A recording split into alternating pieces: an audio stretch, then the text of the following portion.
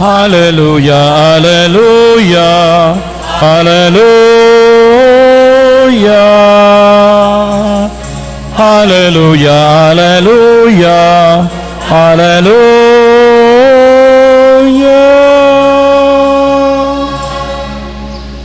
Ang Ginoo mana kaninyo. Kinutlo gikan sa Santos nga Ebanghelyo ning Dominguha, sumala ni San Lucas.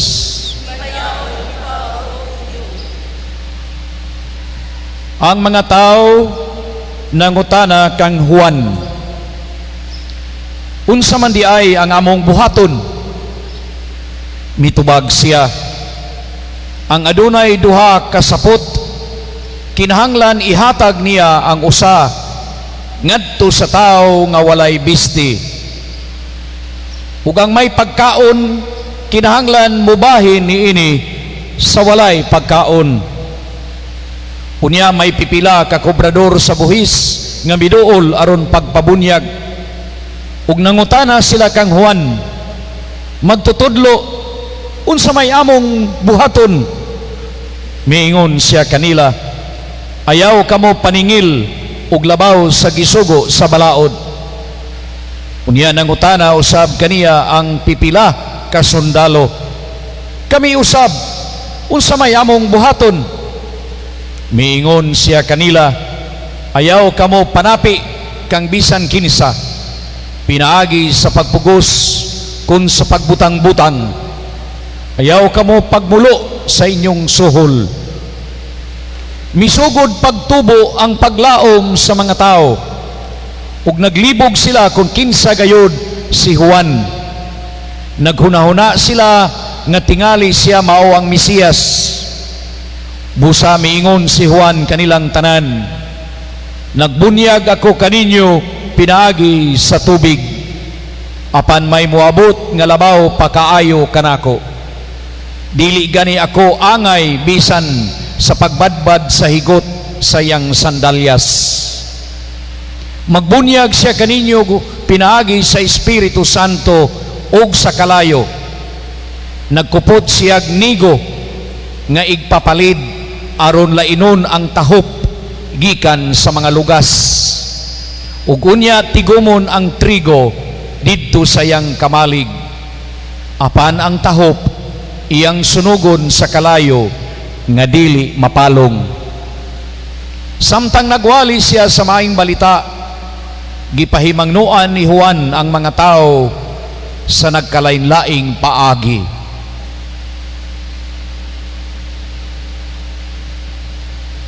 Ang Ebanghelyo sa atong kaluwasan. Mayong buntag kanatong tanan. Sa mga pipila ka adlaw, mao kini ang misud sa akong kasing-kasing, bunga sa akong pagpamalandong.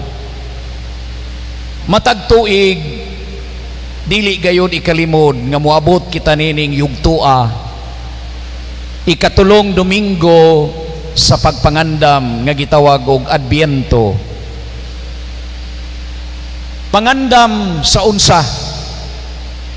Unsa may atong andamon? Gitawag kining Dominguha og Domingo sa kalipay, Gaudete Sunday, paglipay. Mao kini ang atong nadungog. Tinuod batang naglipay? Mao na nga misantop sa akong hunahuna ug sa akong pagpamalandong nga every time we celebrate the third Sunday of December, what comes into my mind is not actually the real happiness and joy that we experience. Unsa man di ay? It is something very sad. Christmas sad.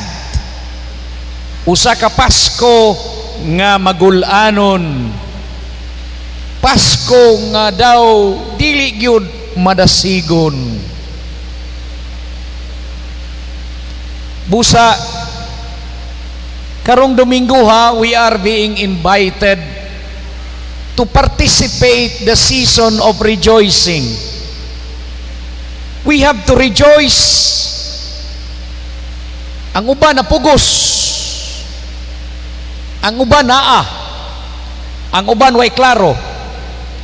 Apan ang pinakaklaro gayud that we are experiencing a profound sadness inside us.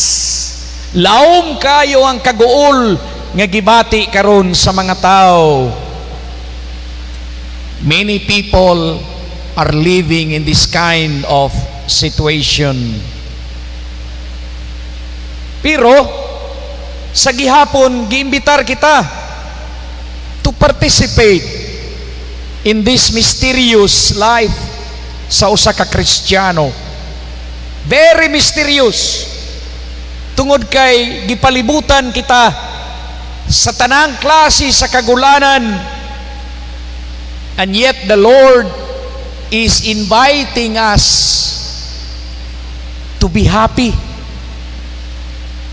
To be happy in spite the pain of sadness,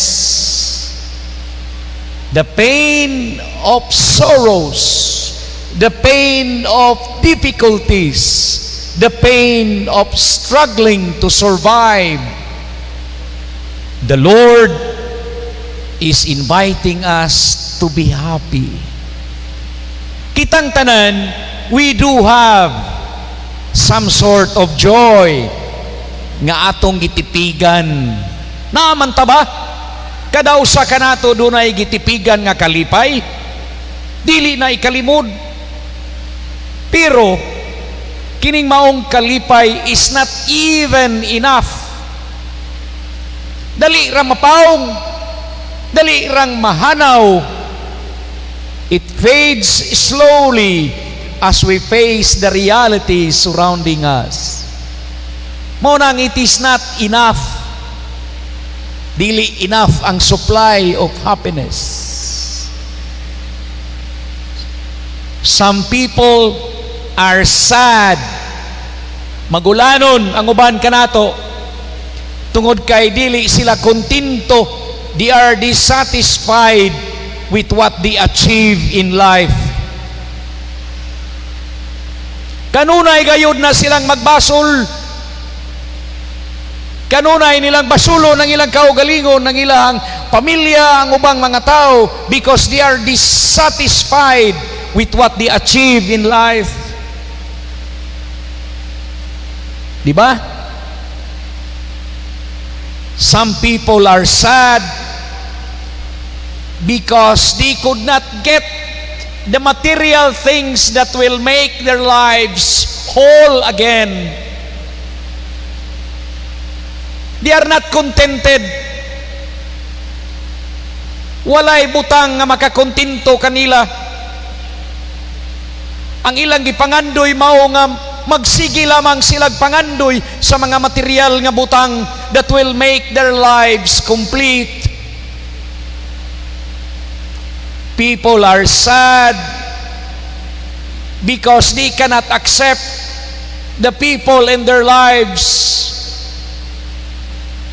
Ilang mga pamilya, mga anak, kaparintihan, kahigalaan, they could not accept. Dili kontento. Muna, they are not happy. People are sad because nagbalik-balik ang ilang sakit. Way kahumanan. Karon mao ning sakita. Sunod tuig lain na pod. Nahurot na lang ang imong kwarta sa maintenance. People are sad because they are giving up niadtong mga mahal nila sa kinabuhi, and they know that they will not come back anymore. Muto na lang ang atong luha nga mahinumdum kanila diya sa pagampo nga nangamatay na. We cannot help that. People are sad because they are not happy with their families. They are always in conflict with each other, husband and wives, mga anak nagkatibuag, dili ta malipayon tungod kay naatas kawadun o kalisod. Ang uban kanato way klarong trabaho, mangandoy pagkaasa tagkaunon for the next meal. And we are so sad when this pandemic will end. Kaapoy na kayog sulob nining atong maskara. Ako na lang ganing gitangtang ang ako, bahala nagmasakit. Tungod kay I'm not so happy with the mask on my face. The mask is the symbol of our sadness. Di ba? Nalipay din mo na mo'y maskara. Di makita ng inyong lipstick. Di makita ng inyong itsura. Guwapa ba mo, nindot ba inyong itsura? We are so sad that when will this end? When will this ever end? Our pandemic. Karuna na po'y lain. Pila kabuan na po'y lain. Daghan ang way trabaho. Lisod na kayo ang sitwasyon. Do you think you are happy with that? And yet, the Lord is inviting us to be happy. Look at our politicians. Some of them are already thinking that they can manipulate the power of the government.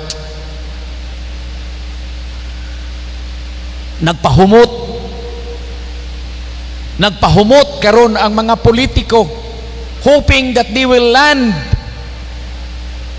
in the government service, but some of them might be thinking otherwise. Tanawa, are you happy with that? Eleksyon na pod, lain na pod ang mutungtong, lain na pod ang magpahimus. Are you not fed up? This Sunday, the third Sunday of Advent, it is traditionally called Gaudete Sunday. That's from the Latin word, a day of rejoicing. Pero kita, we are feeling sad. And it is very clear, klaro kayo, nga ang mga pagbasa is encouraging us, ilabi na kang Sophonias, and also coming from the letter of Paul, Saint Paul to the Ephesians. And the Lord Jesus is aware, nahibaw gyud ang Ginoo ng atong kalipay mubora, nagtuyok-tuyok ra ang atong kalipay, dili gyud mulungtad og dugay. Nahibaw ang Ginoo niya na busa atong pangayoon that we need more joy, tinuod nga kalipay that will stay in our hearts, coming from the promises of Jesus. Mga igsoon, mangutana mo o kitang tanan, what is the formula for joy? Is it being conditioned by external forces? Malipay ta kung doon natay kwarta, malipay ta doon natay butang, malipay ta kung doon natay nindot nga pamilya, malipay ta sa unsay atong nakabot, malipay ta. Is it being conditioned by external forces o factors. I think that is a wrong idea of having a joy in your heart. Una sa tanan, ang kalipay is having the right attitude. Sakto nga pagtanaw, sakto sa iyang panlantaw, sa iyang kaugalingon. Tinuod nga kalipay nakabase diha mismo, una sa tanan, sa pag-focus sa gisulti ni Juan karong adlaw. Sa may gisulti ni Juan, daghan ang namati niya, ug wala gid sila makaagwanta ng utana, unsa may among buhaton aron kami malipay. That is the very question that we have to ask ourselves. What are we going to do in our life? So the formula for a true and lasting joy that is not conditioned by external factor. Number one, according to Saint John the Baptist, number one is to forget our selfish needs. Ayaw unaha ang imong kaugalingon. Dili yung ka matagbaw, magsigid yung kag pangita, hangtod nga ikaw matagbaw nga way katagbawan. Unaha nga sa imong pagsakripisyo, makita nimo ang kalipay sa imong isig katawo, nga magkatawa, magpahiyom, malipay ang iyang kaugalingon nga imong gitabangan. Kay kung unahon nimo ang imong kaugalingon, dili ka gayud matagbaw. Unsa may gisulti sa Ginoo, nakita niya ang daghan kayong nagsunod kaniya, namati. Niingon si Jesus, gusto mong musunod kanako? Niingon siya, hikalimti ang imong kaugalingon, pasana ang imong krus, og sunod kanako. Wa siya moingon, pasana pag-una. Niingon siya, hikalimti ang imong kaugalingon. Nga sa ato pa, learn how to see and feel the need of others. Kung doon na kay mga extra diha, kung mahimo pa lang gani, dili extra, kanang imog yung kinasing-kasing nga pagtabang, give until it hurts. True giving means nasakitan ka. Kanang tinuod nga paghatag, kanang masakitan ka. Mao nay tinuod nga paghatag. Ihatag unta nimo pero nasakitan ka. Ihatag na lang nimo aron malipay ang uban. Mao nay tinuod nga kalipay nga imong bation sa sulod, nga magtan-aw ka sa imong isig katawo, nga way kabutangan ang kalipay nga imong gitabangan. That is true giving.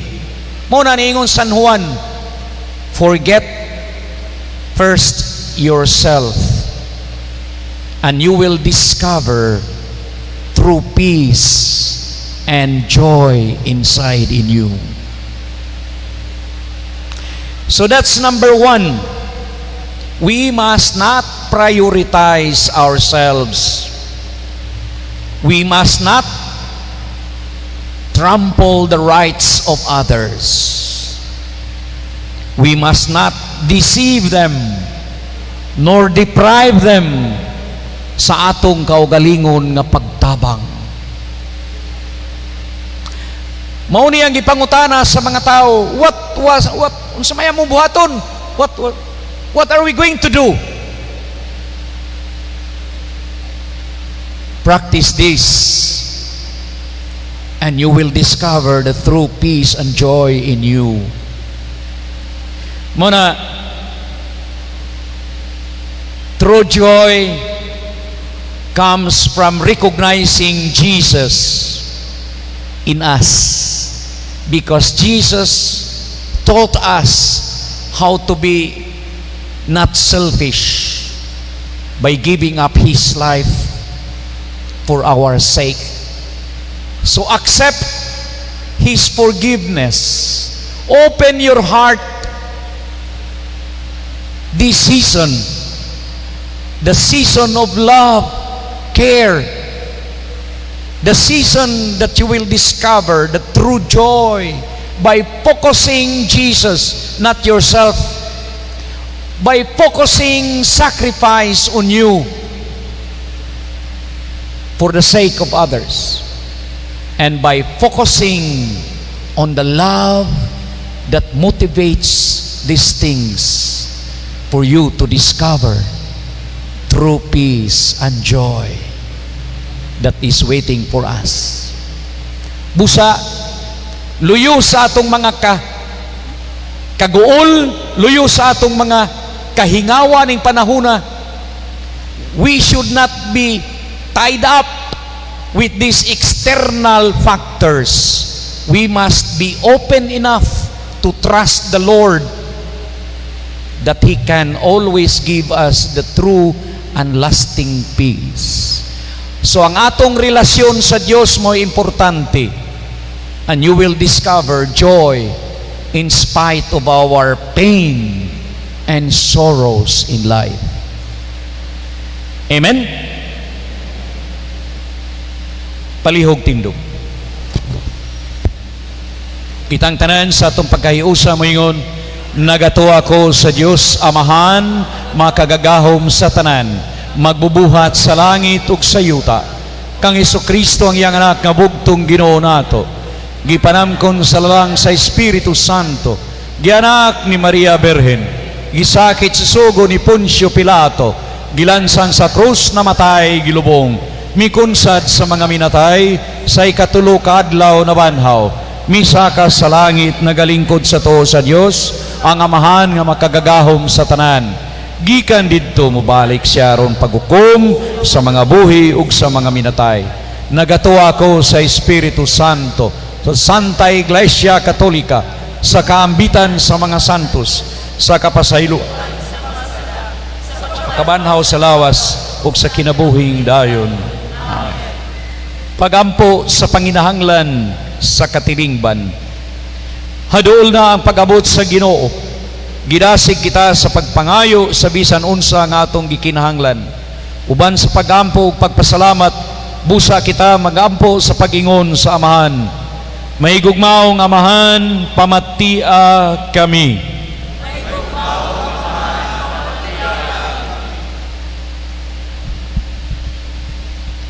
Alang sa atong Santo Papa o sa tanang nagmando sa atong simbahan, nga giyahan nila kita sa hustong pagtulunan, magampo kita sa Ginoo. Mahigugmaong Amahan, pamatia kami. Alang kanila nagtudlo sa pagtuong Katoliko, nga manasigon nilang ipaabot ang tukmang mga pulong ug buhat ni Kristo ngadto sa katawhan, magampo kita sa Ginoo. Amo gimgaong Amahan, pamatia kami.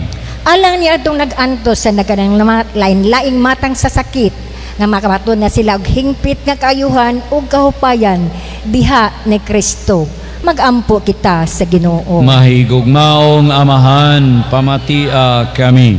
Alang sa mga nag-alagad sa mga masakiton ug banghutong sa katilingban, nga gihan kanunay og grasya sa paglahutay ug nga mapanalipdan sila, magampo kita sa Ginoo. Mahigugmaong Amahan, pamatia kami. Alang sa pagsaulog sa kinintos katuig sa pagkakristyano, nga unta magmalampuson ang tanang mga kalihukan, ilabi na sa mga parokya, ug atong mapalawman ang atong pagtuo ug paglaom isip mga binunyagan, magampo kita sa Ginoo. Magugmaong Amahan, pamatia kami. Alang sa mga salugon sa Dios, Teofilo Kamumot, Obispo, og Diyos si Balipari nga mabayaw na sila sa kadungganan sa altar.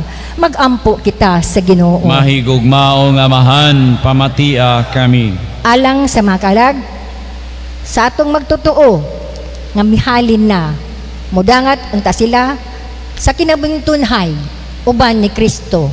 Magampo kita sa Ginoo. Mahigugmao nga amahan, pamatia kami. Sa kahilom, atong iapil pagampo ang mga butang nga naghatag kanatog kagulanan, kabalaka, kalisdanan, kawalay kasiguruan sa atong kinabuhi. Pangayon ato sa Dios nga makabaton kitag kalig-on ining panahon sa pagsulay ug kasub-anan pinaagi sa iyang kalipay sa grasya nga iyang gihatag kanato nining santos nga misa.